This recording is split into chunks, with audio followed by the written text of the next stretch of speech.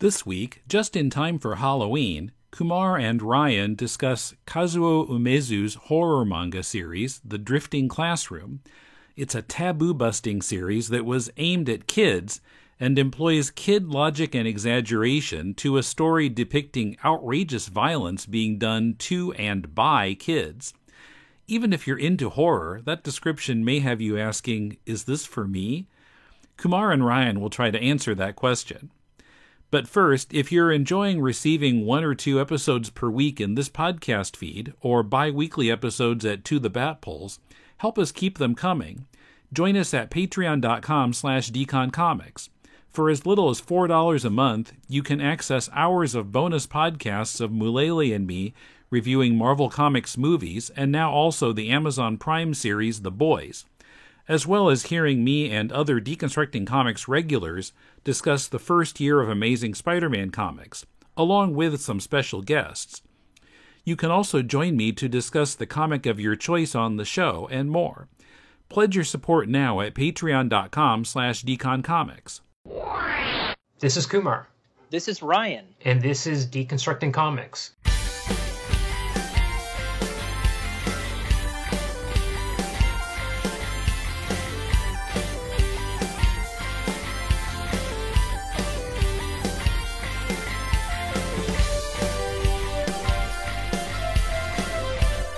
Welcome to Deconstructing Comics. This is Kumar in Melbourne, Ryan Cecil Smith in LA. We haven't spoken in... We were talking about it before, maybe 4 or 5 years or something. I shudder to think how long it's been. How long? Time. Yeah. But good to hear your voice. Yeah, it's very cool. So we're going to talk today about Kazuo Umezu's Drifting Classroom. Which recently has been re-released by Viz. It was released, so it initially came out in the early 70s in Japan. Then Viz put out the 11 volumes in English, and just a month or 2 back they released this new edition in 3 volumes of like 700 pages each, and with the Umezu's name spelled differently for some reason on the front cover. Oh, yeah, that's his, I think that's like the stylized way, because in Japan, he sometimes, it's not the typical way to anglicize Japanese, but he writes it that way. Umez. Right. Kind of stylish. Yeah. What a guy. What a guy. In fact, I don't know if you saw, there were pictures of him in his coronavirus wear with his mask and his shirt, and it was still coordinated red, white with the mask on and the hat. I would be disappointed if I would expect no less. That's, of course. Yeah. Right, so I had not read this before. I owned a few volumes. Like, I managed to find, like, volume 4, 5, and 7, and I just left them on the shelf until I could find the rest. This was a few years ago. Should have sold them. Yeah, now they were real collector's items until this great edition came out. Yeah. Those were expensive. That's why you didn't get the rest. That's right, yeah. Well, now finally we've got this new big hardcover deluxe edition. So I'm finally getting around to it. This thing makes Lord of the Flies look like The Sound of Music in terms of kids going crazy. Yeah. So it's basically it's about this school, it's elementary school up to grade 6, and one day at school there's this loud bang, and then the next thing they know, the entire school has been relocated into a wasteland landscape. And that's the basic premise of it. And yep. I took a lot of notes, and I tried to kind of divide them into sections, like here's some comments about the art, and here's some about the plot, and here's some about all of the shocking stuff that happens over the course of 2,000 pages. And it's nonstop and relentless. And what I found was I really couldn't separate any of it, because the shocking imagery usually came along with a crazy plot thing, which happens every 10 pages or every 50 pages or... Every 2,000 page story. So yeah, I'd say there's like 10 huge twists or so. Yeah. You know, like just there's even I mean, in it, and there's even more just like horrible things that happen. Yeah. Yes. So yeah, yeah. So it's a horror comic, which would have been aimed ostensibly at grade school kids, Japanese grade school kids. Which I love. That's the best thing about this. Yes, is that it was aimed at kids. Absolutely. And can you imagine being in like grade 5 and reading this each week and then running into school and talking about what happened in Drifting Classroom with your friends? So awesome. Oh my God. Yeah. And it's really so there's some typical Umezu kind of themes in it, which is often about adults who are supposed to be I don't know, the icons of society, you know, torturing kids or tormenting kids in some way. And it's really taboo breaking by Western standards, I think, in terms of the amount of kid-on-kid violence and adults, you know, teachers, violence against kids that happens. And it's not really... It's definitely taboo breaking because it especially to the degree to which it's explicitly shown. Like, it's just you feel crazy to be reading something and watching like an adult stab a kid in the hand, and it's gory. And then you like just watch as the adult laughs about it and teases him, you know, and to kids. It's definitely taboo breaking. Like it's like a bit gut wrenching, and that's the effect. I think that's the effect of the reading experience. Like, that's on purpose. That's part of it. Absolutely. There's no downtime. Like, there's no, and we'll kind of get into it when we talk about the plot. But like the plot just rolls into the next. It's not like the next episode. They don't have a little laugh once one thing is resolved. There's no time. They don't, do they? They go through one crisis, which might be out in the desert, and then they come back to the school, and as soon as they walk through the gate, somebody runs up and screams something at them like, this is happening, or whatever. But we'll talk about all those. And they're screaming at each other. That's the thing. I wrote in my notes under the art is the word balloons. It's usually these super jagged scream word balloons, and if you flip through it, I would guess maybe 5 to 10% are not screamed, shouted dialogue. It's full on, and you're right. You know, and Umezu's art is really funny, and you'd be, I think, even more of the expert on this because he has a really idiosyncratic, repetitive style, but it actually only works in the book's favor, I think. Because things like when people cry, he draws them really weird. Like, their faces are just soaked in tears that come out, not from the tear ducts, but fully down from the eyes, and their faces are always covered. And this is happening all the time. And when kids are running, it's like Jack Kirby, their legs are always like 4 feet apart. And he draws them all the same. So when like 10 kids are running together, all their legs are in the same position, like spread 4-6 feet apart as they're running around. Yeah, it looks a bit repetitive. I'm looking at some of those scenes right now, but it's not a bad thing. It makes it strong. It makes the effect very strong. I agree. Like, whoa. Yeah. And it's kind of there's something happening really interesting with the tempo of the thing too, because you know, a sequence can take 20 pages, let's say. Like when they first arrive, there's a really interesting thing where they're like, where are we? What's going on with the world? We're in some wasteland. I'll try to phone my mom. He can't phone his mom. He says, I'll run over and turn on the TV. So he runs over to the TV.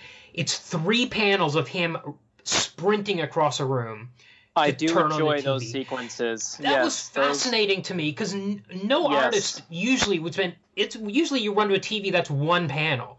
He's done it in 3, and yet it's not. It doesn't slow down the pace. Somehow it accelerates it. I felt like I think it like enhances the horror. You know, it's just like an odd choice, but it's a good choice to remind you of like the inner horror of this character. Like it's just like having a random, like film. It's like in a horror movie, like just kind of out of nowhere, making this be the choice. This will be the scene where we just watch the character run and breathe and pant, but it's like a very random one.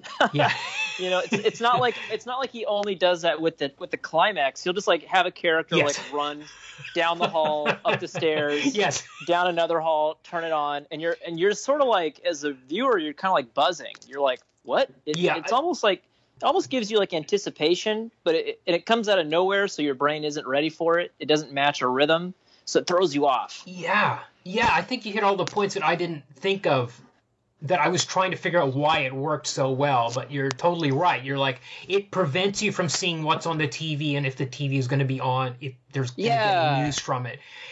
And yet, because there's no dialogue, you're just like, you're blazing through. And another thing we were talking about before, so I was reading this at a pace of about 150 pages a day. I lent it to my son, he's 13, and he read 3 volumes in 3 days.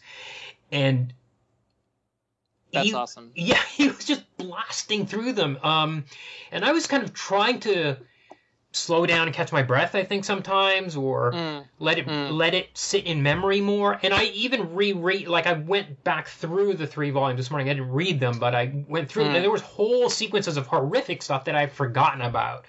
Yeah. Almost completely.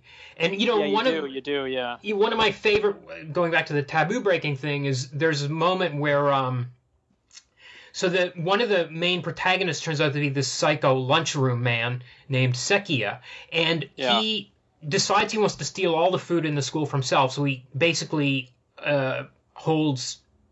he takes over the lunchroom and holds it under siege. And a kid comes in, and he stabs the kid in the back with a knife. The kid is holding a gun. That's a whole other story. The kid is holding the gun, goes off and shoots another kid. Dead. This is this is like a 2-page sequence, and I had forgotten. Imagine forgetting this, and this is within the first. I honestly forgot about it. Also, yeah. I forgot this. He stabs the kid. The kid is holding the gun, goes off and kills another kid. Amazing. So 2 10-year-olds are dead in a matter of pages. It is so shocking. And there's another thing right there early on. I mean, this is, I guess, kind of. It's amazing how I didn't get desensitized to it, because within the first 200 pages that happens, and also there's a scene where one of the teachers, that a lot of them snap, like they just lose it when they're like, oh my god, we're in a wasteland and we're never going home. And one guy, crushes his eyeglasses in his hand and stabs a kid in the arm to stop him from screaming. And then we learn a couple of panels later that the kid was his own son. Oh god, yeah.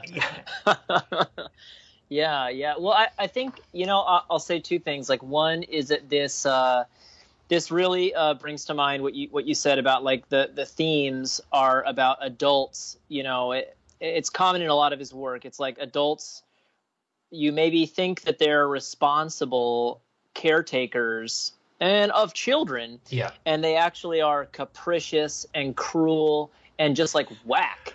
Yeah. Like. Yeah.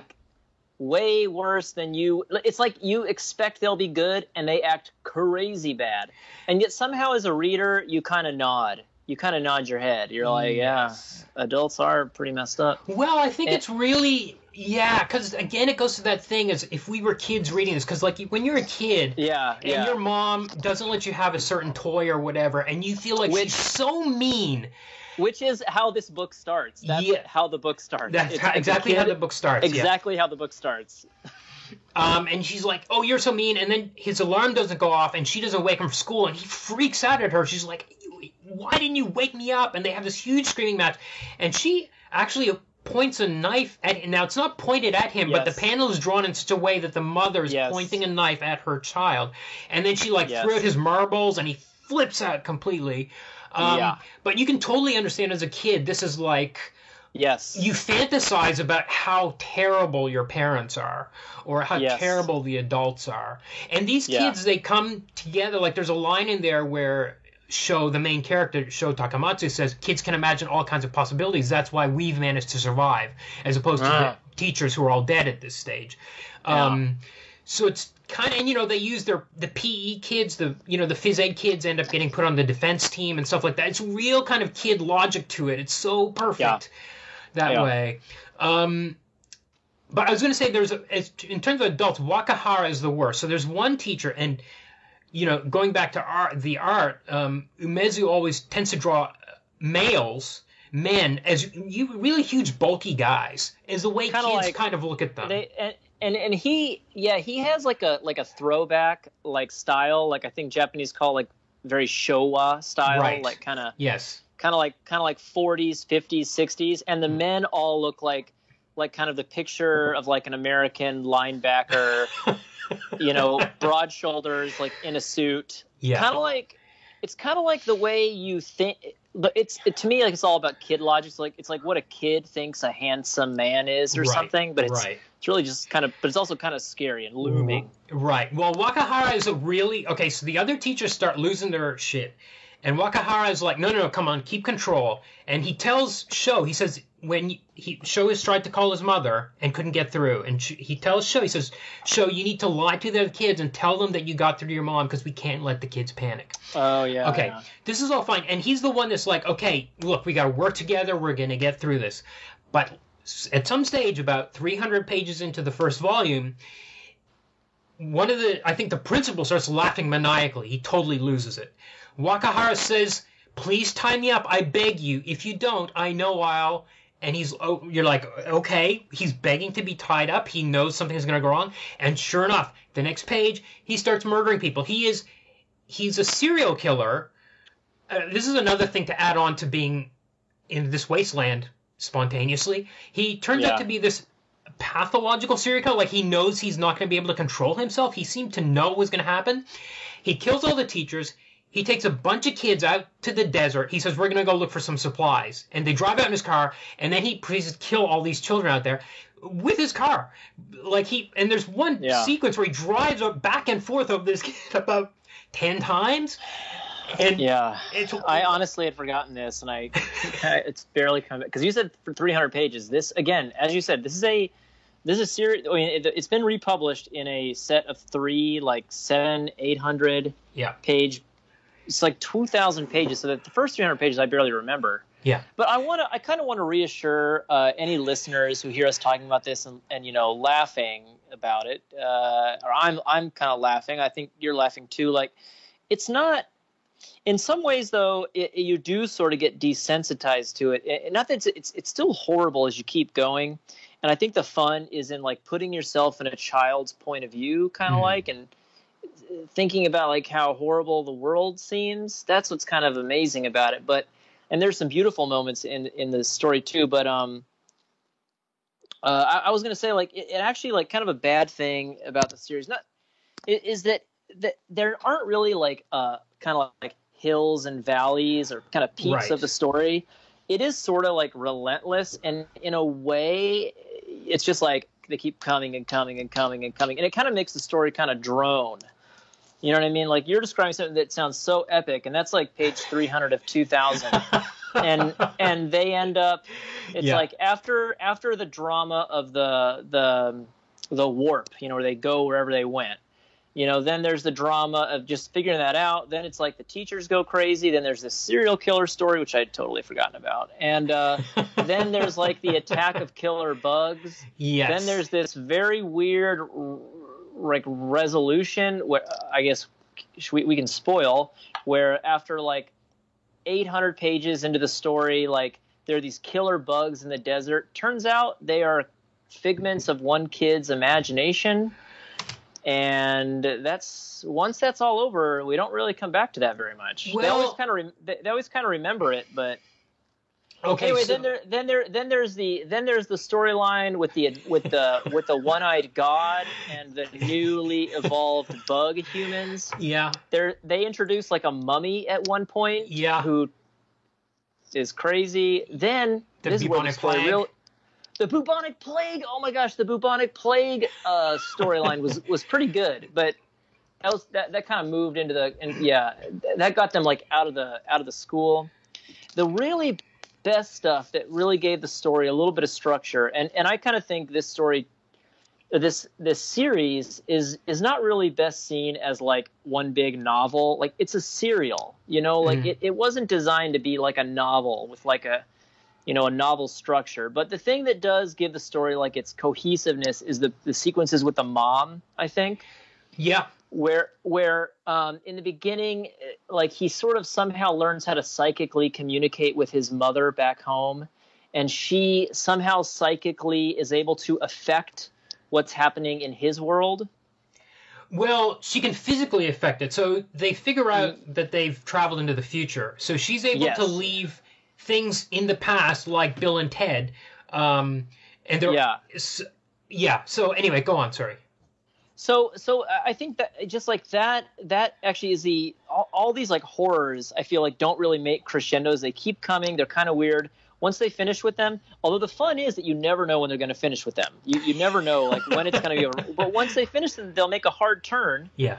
But the thing that gives the story like structure is like the mom. So like once he figures out that he can communicate with her, and yes, it's that she's in the past and he's somehow in the future. She can like, it's like he did this crazy thing where it was like, mother, can you he's like dying of bubonic plague. He's in like the last throes of bubonic plague, and he's like screaming out to his mother like, mother, I must have medicine for the bubonic plague. You must find a mummy in the Tokyo General Hospital and put medicine into his corpse. Yeah. Because there happens to be this mummy corpse right next to him.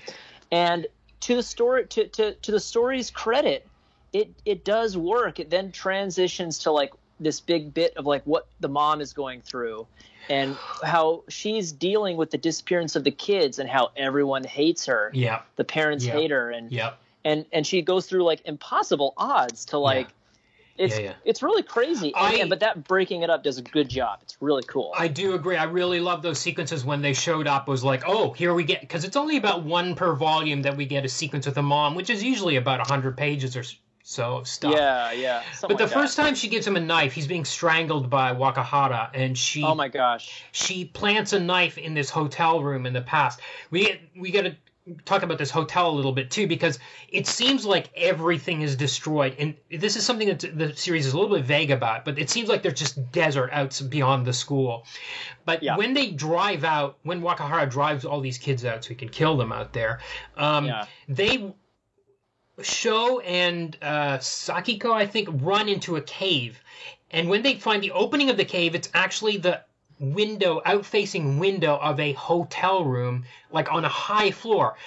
There's no logical way that this cave can open up onto the 30th floor of the Keio Hotel or whatever it was. There's a couple of bits like, and there's another cave later on. They go down and then they end up in the subway system. I guess that's maybe a little bit more, but anyway. I don't think it really has to make sense. No, I don't think it does. You're right on. Yeah, I don't think it does need to make sense. But anyway, so there are a few things like that in there. The second time, so I want to talk about the mummy, because they need the medicine to cure the bubonic plague. Now, if you think it's only crazy in the future, it's crazy in 1972 as well. Because so first thing she does, she goes to all the pharmacies in town and tries to buy medicine for the plague. And the pharmacists are like, get out of here. And one of them literally punches her in the face. Yes, I know. That was crazy. What the heck? Yeah. That is Umezu raising the stakes. Man. Yeah. That was like, what? Yeah. And that's not even the height of the sequence. So she figures out, she goes to the hospital, and she sees a guy there with a scar on his hand as described by Sho. Oh, by the way, the first place, she goes to the morgue in the hospital, and the bodies are all just piled up on the floor. That's just a pile of bodies on the floor, and she's like, oh, none of them have the scar, and she goes away. She goes up, she sees this guy. He's not dead. He's a living baseball player with a scar in his hand. Yeah. She's like, that must be the guy, even though he's not dead. She goes to the baseball game, and she's trying to stop him, and the people are playing the game, and she runs out onto the field and gets in his way before he's about to slide into home base. This causes a riot, and all the fans, these crazed fans, jump down from the stands, pile on top of her on the field, and then comes my favorite line, because she's with one of Sho's friends who knows something has happened to him, and and as they're getting away, he says to her, "Are you okay?" And my favorite line, she says, "I'm fine. I can take a beating." Then she tries to. He gets beamed by a ball in the head. He gets taken to the hospital. Yeah. She tries to get in the hospital, can't get in. So she cuts her own arm so she will get taken to the hospital. The cut is was one bit where that stopped me. The cut is so deep. It was horrible. Yeah. So then she gets taken. Finally, she gets taken to the hospital. She manages to find this body. But I mean. Okay, great, but why is this the only body in the morgue a million years in the future, or whenever? It might not be that far in the future, but why is it on the ground? None of these things are answered. But I loved it. Like I'm not. This is not a complaint. I know. As you said before, it doesn't matter that it doesn't make sense. It's just now. It has to do. Sorry. It's almost a dream logic, but it really is like a kid logic, and it also just is like a serial comic for kids logic. This all did not get written beforehand. He was figuring this out on the fly, and it's like there's a dead body. Yeah, I think it happens like in one. It happened. Oh god, it was so freaky when they introduced the mummy because like they get into a cave. There's a dead human body which they have never seen before. Yeah, and he just like gets up. And they're like, ah! And then someone's like, oh, it was the newly introduced oxygen into the cave that made the corpse get up. And you're like, oh. Right. So that's the amount of planning I'm sure that he does do. But but it became really thematic too. It spoke to kind of a beautiful theme, which is like, the logic that just like drives the story forward. You're right. Doesn't make sense. It's bizarre. But there is like a beauty in it like the character is a baseball player. And by the way, she stabs herself in the arm, wakes up in the hospital, which is disgusting and horrible. And she like finds the guy, and he's actually still alive. He got like beamed in the head or something. Yeah. Oh, and you know what was horrible about that scene? Yeah. Is that he moved his own head to get hit by the ball, which was a very disturbing thing in the moment. You're like, what? Right. Is there some psychic thing happening? We get a crazy 2-page backstory about him where he says he's past his prime and he doesn't want to play baseball anymore, but he has to be a hero to the kids, so please don't tell them. Holy moly. That's what I thought was beautiful. And then the crazy, you haven't even finished the crazy of this whole baseball sequence. So when she's talking to him at the hospital, a baby snatcher shows up at the hospital and runs out with a baby. He leaps out of the second or third floor window of the hospital holding a baseball bat, chucks it at the guy, the baby snatcher, to stop him, and then he gets stabbed, and that's how he dies. Yes. Holy moly. Yeah, it wasn't the ball to the head. I love it, and I love that they never even say it. I appreciate that that Umezu never stooped so low to say this, but like his basic like tragedy or sadness was that like he missed being able to be a hero to kids, and in his death. He was a hero to the kids. Yeah. It was just such a funny, weird thing that Umezu does set up well. Like, oh, it's this guy. Oh, he's a baseball player. Like, what? Why? And then finally it's like, all I want is to be a hero to kids. And if I can't play, if I can't be a good baseball player anymore and kids can't look up to me, like what kind of a hero to kids am I? I mean, what is my life even worth? Yeah. And then you're right. He then like saves a baby's life and then saves all of the kids' lives when he dies. And she manages to, and this scene is disgusting, when she manages to sneak into the morgue, cut him open and put medicine in his body. Ugh. Yeah. But those moments of, honestly, there aren't enough. I do think there's not enough of them in the story. It does drone and get hard, but it is really beautiful, these like occasional moments where they talk about just like the beauty of human experience, and that's one of them, like talking about like how, oh, I care about kids, I want to be a hero. Like those are nice, those do pop up, the beautiful moments. Yeah, and also thematically, it's interesting. So there's another kid called Otomo who we learn used to come over and play with Sho at his house sometimes, and they often come to blows. But then they make up, and it seems to happen maybe 4 or 5 times. And even at the end, after we've reached the stage of spoiler, cannibalism and straight up murder, they still manage to shake hands and like, okay, we got to work this out together. Sho is always, and it's interesting too because at the beginning, the whole thing was about Sho was irresponsible as a child, like an undependable. He was like playing pranks on people and. Yeah. All that kind of stuff, and it's kind of I want to say there's an arc about him growing up, but he actually grows up right away. He's immediately, as soon as they enter this world, he's like, we'll be your parents. He literally says the older kids will be your parents to the younger kids from now on. I don't think he was ever he was a problem child, but I feel like he was a misunderstood child, and that's why his character is like really cool, because he was very adult from the very beginning. And I think more of what his character was is like he admits he's a troublemaker, you know, does some things that aren't great, but he's tormented inside, just like a lot of kids are. And adults could stand to be more tormented by his own bad actions. You know, he's always like, damn, like after the scene where his mom and him have a screaming fight, he's like, damn, you know, I was such a idiot. Yeah. And he's like, you know what? I'm going to take my money and I'm going to buy something for my mom. I don't remember what it was, but I think he was going to buy something for his mom. He was going to buy it. He saved all this money to buy this future car for himself, this toy car called a future car, which is interesting considering what the future really looks like. Yes. But he was going to buy a future car, and then he changes his mind and decides he's going to buy this watch for his mother, which ends up getting smashed before he can give it to her. Exactly. So that's the torment, is like he's definitely done some irresponsible things. He's like, no, I'm going to do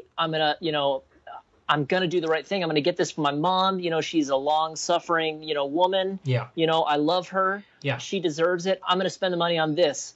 Crosses the street, and a car smashes it. Yeah. And he's like, what? You know, and he's tormented, and he wants to be a good guy. And then, like, being thrown into this horrible situation, I think it doesn't force him to grow up, but it does force him to, like, face his demons, face the world even more directly in a way that he is actually, his character is actually good at. Because he's already messed up about his own character, and he is very inward searching, he does step up really well. That's why he's like the hero, because you know, he's a hero in this story because he's someone who is self-critical, and he learns to like step up and you know, more than anyone else in the story. And a lot of the characters hate him because they think that because he's a bad kid for reasons in the story, they think that he's the one who caused all this. Right. And he still is committed to like doing the right thing, which is like totally a grown-up kind of theme. You know, I think it's good, and it's good for kids to read. Yeah.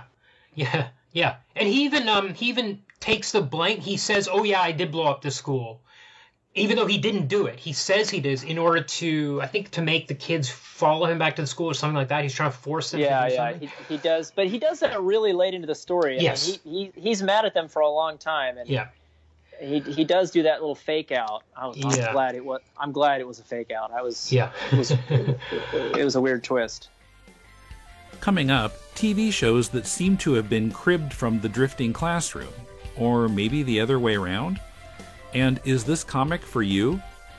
Help unlock more of the earliest episodes of Deconstructing Comics. We're about $5 away from our next goal, which would unlock 15 more episodes from 2006. Help us make our online episode archive more complete. Support us at patreon.com/deconcomics.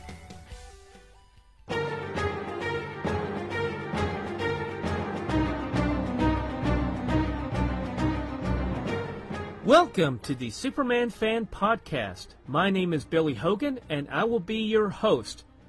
Before we begin our journey through the time barrier, please ensure that your red indestructible capes are securely fastened around your necks so that we may all travel safely into the past to explore the Silver Age adventures of the Man of Steel in the pages of Action Comics, Superman, Superman's pal Jimmy Olsen, Superman's girlfriend Lois Lane, and World's Finest Comics. After we return from our journey, I encourage you to go to the website, thesupermanfanpodcast.blogspot.com. I look forward to have you join me each week to explore the Silver Age adventures of the Man of Steel.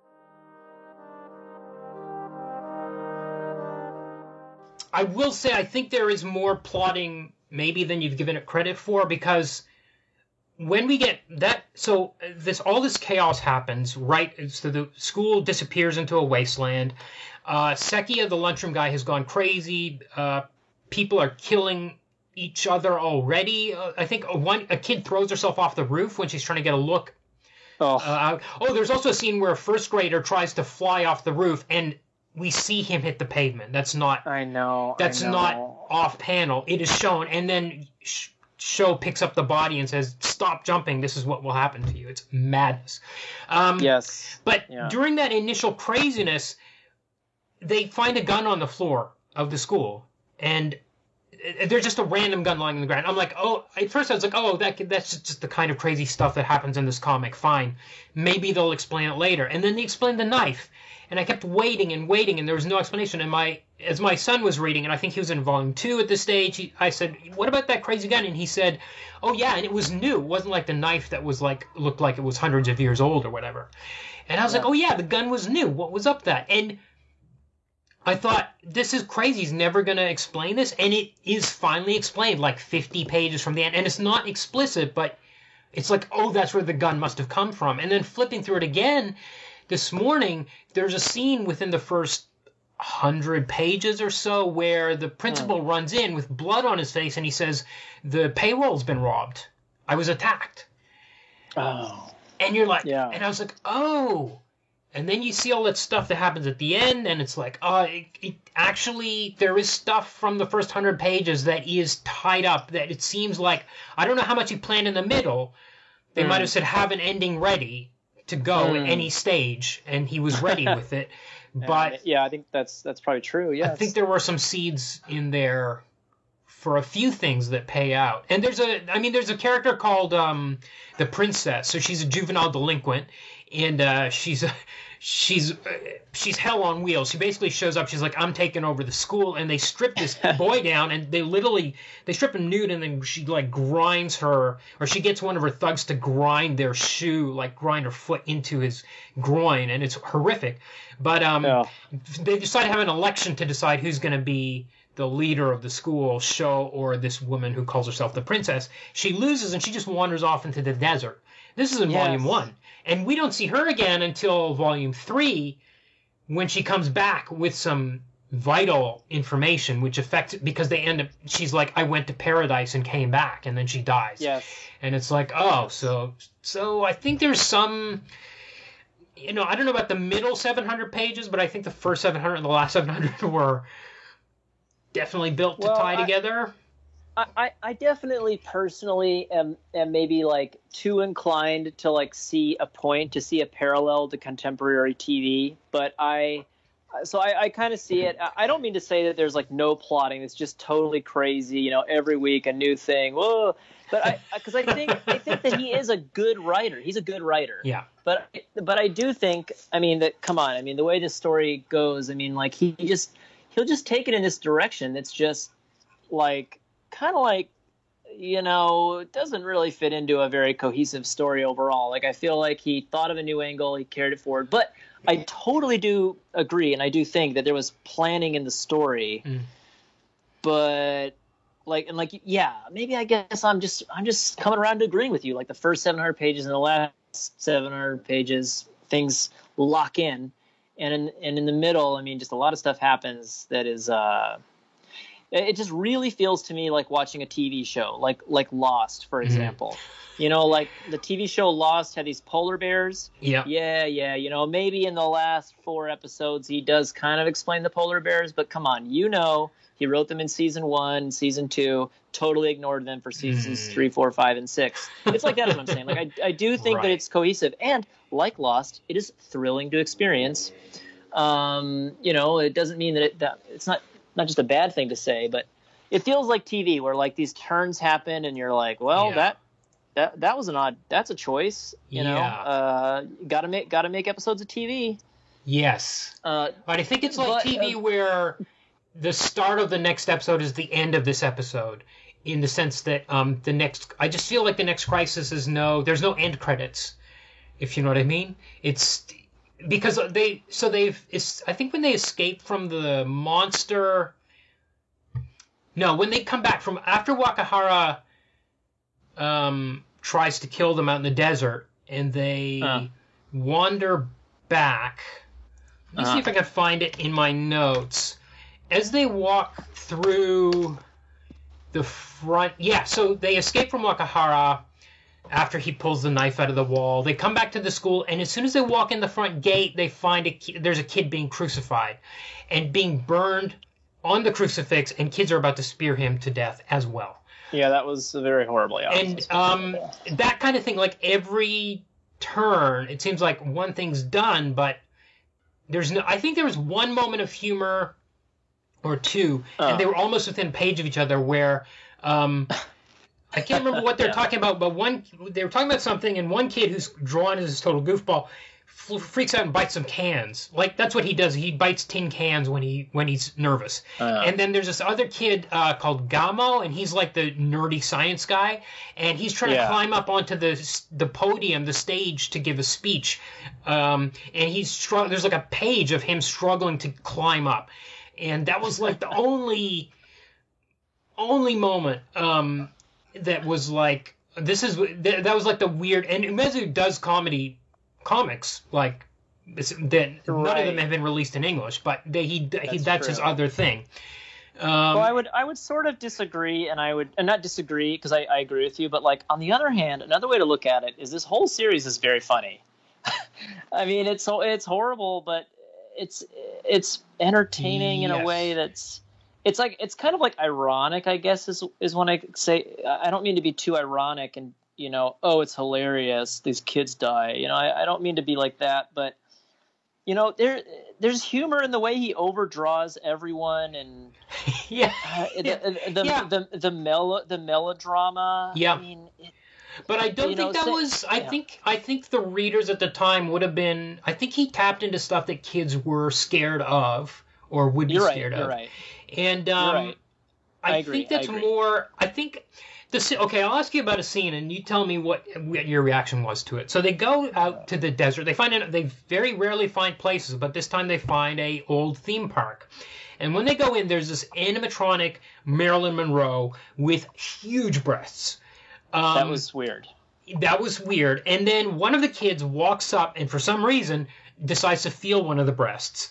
And that the flesh just falls off of this thing so that half the flesh has fallen off this robot. And then it starts chasing them, and then it reprograms all the other animatronics so they're being chased by cavemen and dinosaurs. I don't know why this Marilyn would do that, but anyway, she does it. This whole sequence definitely makes less sense than other sequences. Yeah. It is weird. But I thought the Marilyn bit was... I thought her oversized breasts were funny, and I thought when that kid decided he needed to touch the animatronic breast, I thought that was hilarious, and I don't know if that was intentional or not. What was your feeling about that? I actually found the page, and I didn't think of it too much, honestly. I when I look at it now, I'm like, yeah, it's really weird how this one kid like turns. And just there's like a couple of pages of like his eyes and it's like, Umezu always does a great thing where he spends way more energy showing these characters emotional, expressive faces than you would expect. Yeah. Mostly it's screaming. Yeah. But in this case, it's just like this kind of furrowed face. This kid is like, I've just got to touch that boob. It is weird. But the thing that got me is it was so disgusting. Like he just like touches it, and then it's like just the weight of his fingers, and it actually like shows like the skin like sloughing being off. pressed down. Well, it shows the weight of his fingers, and then it shows like the boob just like it's disgusting. It looks like a radiation accident, like it just falls off. Yeah. And then it actually got really manic and too insane because it went from just being this like animatronic doll at the front being like, please come in, to her like. Her boob falls off. When she falls, her face rips off. Then she like stands up, chases after them, and programs the dinosaurs in the park to kill them. And it's definitely like more dream logic or more just like pure horror than like sense. Yeah. Like it doesn't. And that was I thought that was cool. I mean, that's what I like about reading this is he goes in directions you wouldn't expect, and him just like doing like 25 pages of like a totally odd robot coming to life. Mm-hmm. It really is a diversion from from what he usually is making horrible, and that's what makes it so good. Oh my god, I'm looking at the page. She actually crushes a kid's skull also. The robot crushes a kid's skull. That, looking at it just now, and at the time, it was shocking. He just, because of his whole writing and drawing style, he can actually have this totally weird thing happen, and it does feel like a part of the story, even though it was a very odd turn. Yeah. I just looked up that Westworld came out in 1973. Oh, and this was running from 72 to 74. So, it feels like Westworld. It totally feels like Westworld. Totally. It's not. It can't be a coincidence. It could be, but it's basically like 200 pages happen in Westworld. Yeah. Yeah. And they even have like this odd sequence that in some ways was kind of beautiful, where they. They find this theme park in, I guess, Tokyo. They're exploring the jungle area and this like future world and a contemporary world. And there's like this part where the kids are like, let's just stay here. And the main character Sho is like, no, this is an illusion. This is not our home. This is just an illusion. And it felt like kind of like more philosophical than other bits, but at the same time, it is of a whole with how he writes his characters. Right. Like the whole story isn't about this 2,000-page book is not like Westworld. No. But he just kind of throws in this Westworld bit, and they kind of engage in the same kind of philosophy as you have in Westworld. And I guess because he does make kids more thoughtful than you usually see in stories, I don't know, more kind of racked by internal confusion and ponder. They're really thoughtful and all, and so it does kind of fit, even though it's a crazy left turn. It matches kind of what the characters are like. Yeah, I kind of felt that. It goes back to what I was saying at the very beginning. The way the package is assembled, everything has to be the way it is. Like the art, as he draws it, even though it's just his style, it has to be that way.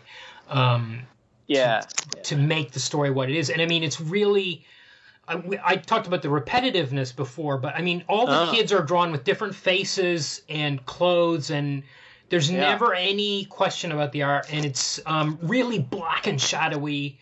And it's all really emotionally intense, which is going back to what you're saying about the faces, but often, he'll just mess with the backgrounds just to make it really full on. And it's really funny too, because like things like all the suits that the adults are wearing, like he's just used Zipatone on them, so no matter what angle they're standing at, it's just like vertical stripes on whatever. But I just feel like all of that is it just helps you read it faster, and just it's just almost the art is almost just a vessel for you to experience all this horror and emotion in terms of plot and emotion, I think. Yeah, I mean, I keep on like kind of wanting to interrupt ourselves, and I'm thinking about people listening to this podcast who might think like this is not for me, and I want to say like this is not for everyone. I have to concede that, but I think it really is extraordinary, and the effect that Umezu has, that he does with his artwork that way, is, it's pretty unlike other stuff. It kind of reminds me of like a parallel is like Daniel Klaus, and like his his kind of like retro vibe, especially in some of his earlier stuff, like definitely informs the type of reading that you do of his work.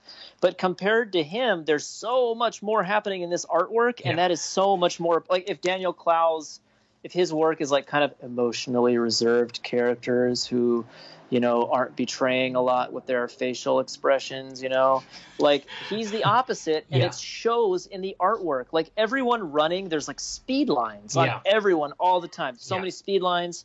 The screaming has these like these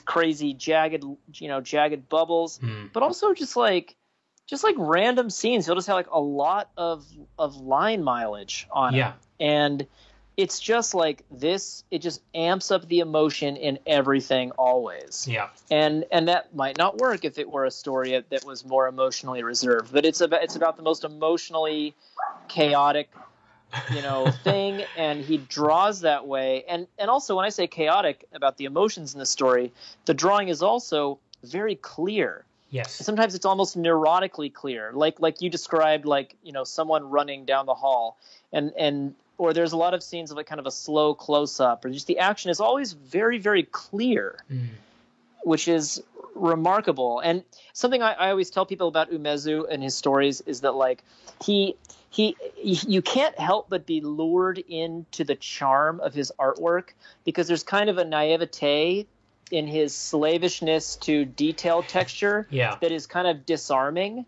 Yeah. And also he draws these very cute kid faces with a lot of detail. They're very charming, very cute. Yeah. And there's a 3-year-old in the story named Yu, who's accidentally wandered into the school, and he's 3, and he's so cute every time you see him.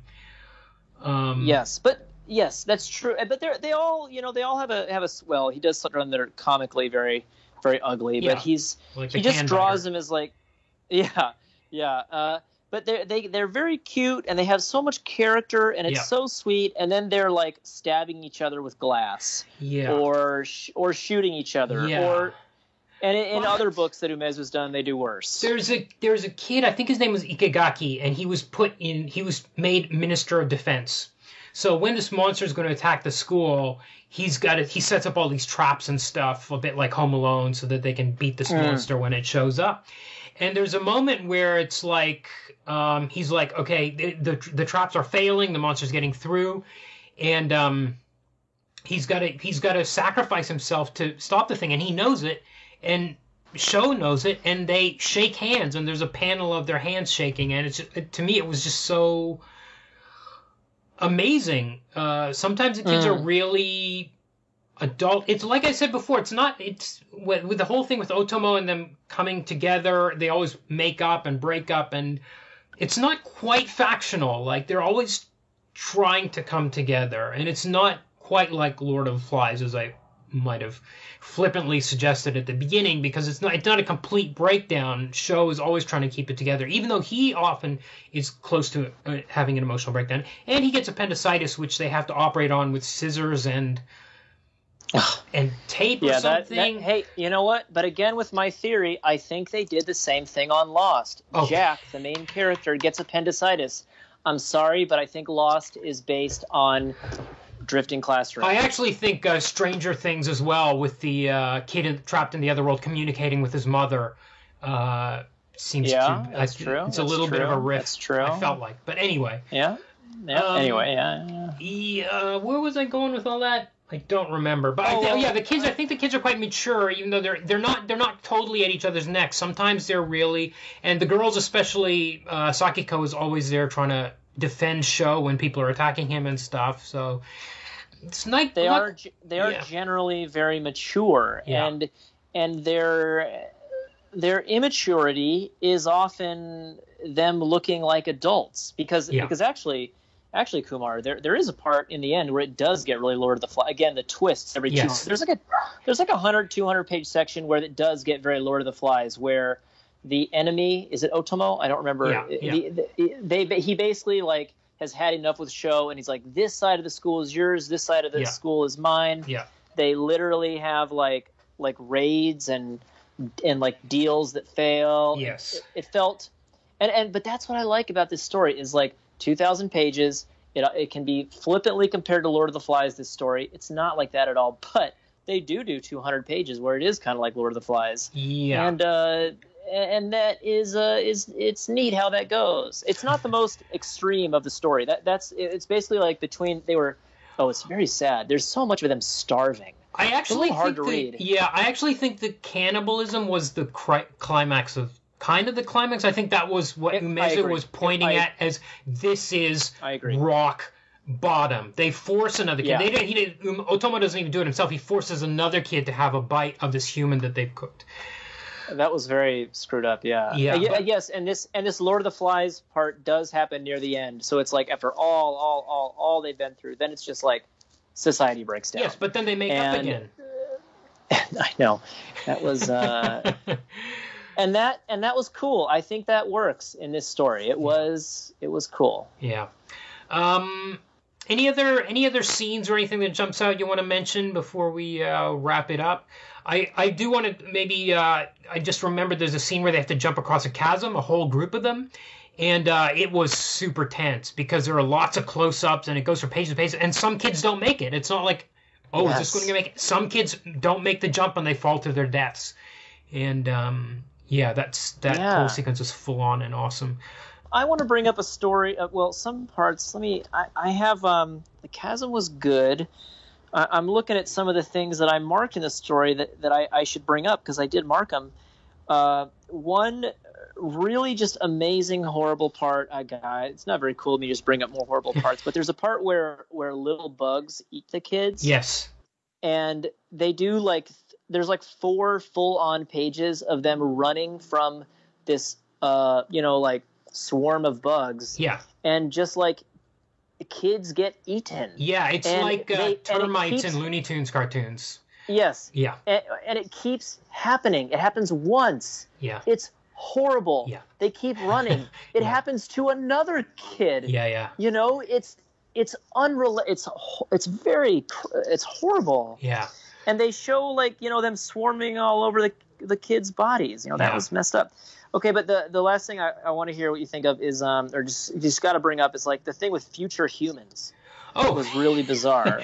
Yeah, so a big part of the story. You can describe the future humans. Well, I don't know. You can describe, but it starts with these mushrooms. So they actually start a little flower garden or vegetable garden, and but then accidentally mushrooms start growing. These weird mushrooms start growing, and some people eat them. Some people are like, don't eat those. Shows like, don't eat those. They're like, we got to eat something, and a couple of people eat them, and they've started worshiping a sculpture of Show's mom's head, which Show had made. They're like, we need to focus. Let's pray to this sculpture. Well, that gets replaced by the sculpture of an eye, like a weird looking like a cyclops eye. Like in the middle of the night, some freak kids replace it with this disgusting mold of clay with an eyeball in it. Yeah, it's gross. Then it turns out that somehow, humans have evolved into these weird bug creatures with an eye on their back, and I don't know how eating the mushrooms, but the kids who ate the mushrooms start turning into those things and are kind of there's this howling noise and they're called out and they follow them out to where they live in the subway, and these creatures are running the trains and electricity in the subway for some reason. This is not explained, but they admit they're doing it. They don't say why they're doing it. I think it's some throwback to their old habits from when they were humans. So I couldn't figure out how the mushrooms anyway. So they're called future humans, but they look like crawly bugs, giant bugs with eyes on their back, with a single eye on their back. I thought this was one of the beautiful bits. One of the bits that was kind of about beauty and humanity, and it's sad. And that what they describe is they're kind of like this evolution. They come from this creature that was found in the dirt that somehow was probably the result of some nuclear waste or something, and humans threw it away. It grew up. Somehow it survived. But there's this bit where these gross 4-legged creatures with eyeballs on their backs, they refer to themselves as humans, and the kids are becoming like them. And the way this is experienced is the kids are looking for their friends or something, and they stumble upon this meeting of gross monsters, and the gross monsters turn on a movie. Yeah. And they're like, let's watch this movie about our history. Yeah. And how humans came to be who we are. Yeah. Very odd, but yeah. But the way they describe it is there's this beautiful metaphor where it's on film, and it's see the rain falling on the asphalt and see how it forms these puddles. Those puddles are like humanity. And eventually one puddle gets so full that a stream of water, once it overflows, a stream of water just escapes from the puddle, goes down a crack, lands somewhere else, and a new puddle is formed. That's humanity. Mm-hmm. They became full, they overdid the world, and they shot out, and a new branch has been formed, and that's us. we are the new humans. And all the other humans, they killed themselves. There was rising suicides. The earth turned into a desert from pollution. Humans just lost their will to live on this earth, and we have replaced them as the new humans. I don't know. It had me scratching my head. That's just kind of a neat thing to throw out to your audience of 10-year-olds. Yes. Yeah. It was, it's like I can't claim that this is like a deep truth that affects me as an adult in his 30s, but reading this as an idea that's presented to kids and to me as a reader, I'm like, yeah, that's wow. What does that say? It's a cool angle to think about our human, we have kind of so many ways of thinking about our own self-destructive nature, even more in the 2020s than in the 1970s. Yeah. And it's fascinating to read this very weird take on that. Yeah. And that kind of sticks with me. I like that. Yeah, I agree. That was a really cool sequence. Followed by a scene where they find a living human hobo in the subway who dies of shock on seeing them. And there's nothing before or after that about that guy, and I don't know why that scene was in there. Very J.J. Abrams. Yeah. What did you make of do you remember when he passes out, when he first gets appendicitis maybe? But he passes out and he has a dream that he was a primitive man and his tribe killed a mammoth, and then he dreamed that he was fishing. I'm looking at it's in volume 3, page 236 to 238, and then he catches a fish, but the fish he put it in the bucket, but it weakened and died, and then I realized I had wasted its life, so I returned the fish to the water, but it just floated there dead. And then he runs home to his mother. What did you make anything of this? It's not ever explicated. Well, yeah, and I like it. It is what it is. I mean, David Lynch, that Sopranos episode. Yeah. The Sopranos episode actually does have an explanation. It's like him. There's like an episode in The Sopranos where he has a dream that's very weird, and the whole point of the episode is it makes him realize that his friend is a snitch. There's a point. This is not like that. This is more like David Lynch, just like. Dude has a dreams about cavemen, dreams about his mom, dreams about finding a fish and putting it back. But the fish is up. See, I want to read something into this fish. I desperately want to, because he catches it. He tries to save it in the bucket, but it dies, and he puts it back, but it's still dead. And I'm like, did he do anything in the book that remotely... No, dude. Dude, you got it. You get the meaning. It is what it is, man. It is what it is. It's on the surface. Yeah. He finds his fish, it's dead, he tries to put it back. It has to do with him, having experiences, finding that the world is lost, whether or not he does something or not. Is he to blame for it? Kinda, yes. Tries to undo it, can't. Runs home, randomly. I think it was good that they didn't explain that. It felt good to me. Yeah. And I don't see any sense in chasing it too deep. I think it was pretty right on. Yeah. Okay. Well, I had previously translated 3 volumes of Scary Book for Dark Horse by Umezu. That was my only previous experience with him, and I at the time I translated those. I was like, "What is this? This is really weird." And I found the art repetitive and all the kinds of stuff we've talked about. And I haven't gone to revisit those, but I absolutely loved this series. Maybe even more than you, because I wasn't bothered by the failing of the plot to have any valleys. But how did you? What's your final thought on it as someone who has redrawn Umezu? Yeah. I love him overall, and I think this is like. Do you think his short stuff is better?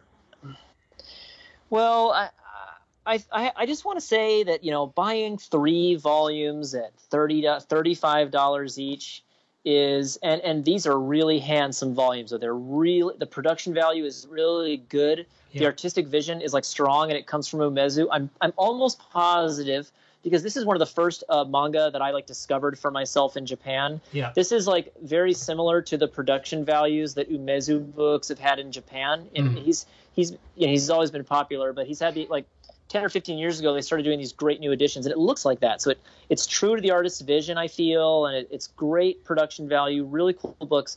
It does have a beginning, middle, and end, as crazy as it is, so it is like cohesive. But I honestly have a hard time, you know, and also it's very gory, so it's not for everyone, and I'm just aware of all those things. So I want to say, like, I really like it. I love it. I think that if someone's inclined to read this, they should totally buy volume 1. Not that judging a book is about buying it per se, but like, I'm just saying it's a lot to invest in to read the whole series. Yeah. And I love what an artist he is. I think it's like an amazing thing. So I just like strongly recommend trying it. Like volume 1 is so good. But as you asked, are the short stories better? Well, short stories don't have like the overwhelmingness of this huge thing, but at least in those, like, it does kind of cut out quicker. I do think this is way better than Cat-Eyed Boy. Okay. Which I think is like Cat-Eyed Boy is another series he does. It's kind of like a horror adventure. Okay. Kind of like, and I don't think that's as good, because this, even though it is just a serial, it does have the feeling of like one big thing. Yeah. That does have intentionality to it. And there is a conclusion. It's crazy. It kind of meanders and it's weird, but there's a conclusion, which as you said, I do believe was pretty thought out. Yeah. You know, so it's an amazing work. You know, it's its own special thing. It's, you know, it's very good. Awesome. It's very good, but it's also, you know, I don't think it's right to call it a flawed book. I wouldn't call it that, but it's weird. Yeah. Great. Do you want to? I rest my case. Sorry. Do you want to promote anything? Do you got anything going on? I don't have anything going on. I'm so happy if someone looks at my blog. Have you been drawing any comics or anything you should know about? TV. Oh, sorry, repeat that because I spoke over you. Sorry. Well, it's a blog.screentone.tv, and that's where I post like kind of stuff that I'm doing. I work in my day job is like drawing. I work in like kids animation, which makes me think about TV and how this is written and stuff. Can't say I've ever worked on anything so horrible for 10-year-olds as this. I can dream, and so like. I actually do comics for this great site about men's clothing called PutThisOn.com. So you can see a lot of my comics on there too. If you ask, that's what I've been doing a lot of, is those comics. I have other books on my website too, you know, but check it out. Okay, excellent. I make comics. Excellent. It was a pleasure talking to you again after so long. Yeah, you too, Kumar. Thanks for asking me. I'm so glad. When you asked me, I had already bought 1 and 2, and I'd been sleeping on 3. And this is awesome. You knew we knew we each would be into this. We were in sync. This was good. Cool. Yep.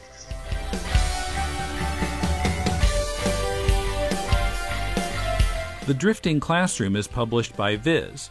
Check out Ryan Cecil Smith's comics at screentone.tv. Want to support this podcast? You can help us out by joining us on Patreon at patreon.com/deconcomics. Our goal of releasing our Fullmetal Alchemist podcast, The Law of Equivalent Exchange, more frequently and in its own feed is just $25 away. And go to deconstructingcomics.com to connect to us on Twitter, Facebook, or YouTube, to shop on Amazon to support the show, and to find links to subscribe to the podcast. Our theme is by J.B. Anderton.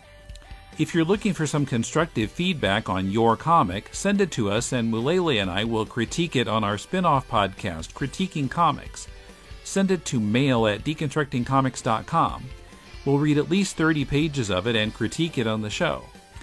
Next week on Deconstructing Comics, Kumar and I will discuss Rumiko Takahashi's first big manga series, Urusei Yatsura, also known as LUM. It's a comedy series employing science fiction and Japanese myth. We hope you'll be here for that discussion next week. Till then, this is Tim, and thanks for listening to Deconstructing Comics.